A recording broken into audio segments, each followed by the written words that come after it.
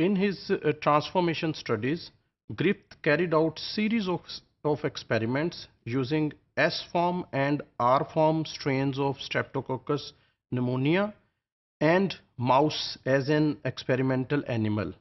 Actually, he was interested in the collection of different types of strains of different bacteria, and especially he was interested that how some virulent strains are transformed into non-virulent strains. So he carried out these series of experiments.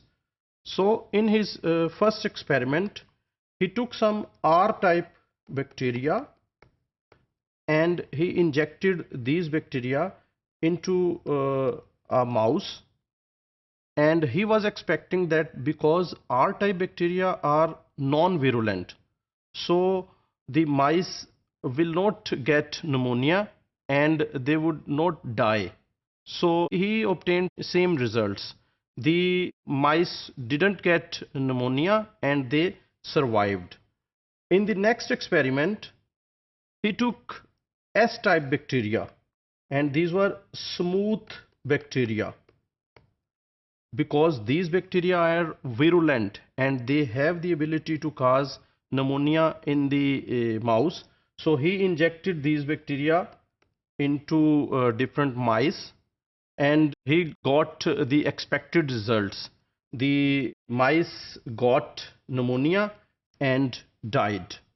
In the next experiment, in his third experiment, he took S-type bacteria and he killed these bacteria by heating. So he knew that if the bacteria are killed by heat, they become non-virulent. They lose their ability to cause any disease. So he took these heat-killed S-type bacteria and injected into mice, and he observed that the mice survived. They didn't get pneumonia and they didn't die. In his final experiment, Griffith took some heat-killed S-form bacteria. These are S-type heat-killed bacteria, and he mixed some R-type bacteria, which are non-virulent. So this mixture is actually non-virulent because it contains dead S-type bacteria which didn't have ability to cause disease. He had R-type bacteria. R-type bacteria also had not ability to cause disease. So he expected that this mixture will not cause any disease in the mice and mice would survive. But surprisingly, he saw that mice died. Mice got pneumonia and the mice died. So when he took blood of these mice, he observed live S-type bacteria in the blood of these mice. So this was very surprising for Griffith, that how these dead S-type bacteria have been converted into live S-type bacteria. Let us see some possible interpretations of the results of last experiment, in which he found live S-type bacteria in the body of dead mice. So first possibility may be that some S-type bacteria were not completely killed by heat, and a few bacteria remained live in the culture. And when Griffith injected this into the body of mice, these live bacteria multiplied and they caused pneumonia and mice died.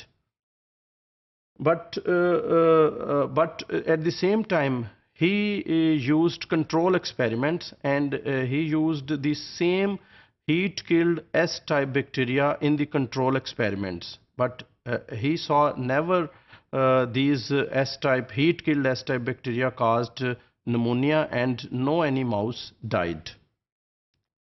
A second interpretation was that the live R-type bacteria had mutated to the virulent S-type. It means some mutations may have occurred and they changed R-type bacteria into S-type bacteria. But this is not possible for few mutations to convert R-type bacteria into S-type bacteria. There must have been large number of mutations at the same time to convert R-type bacteria into the S-type. So this cannot be the possible interpretation of his results.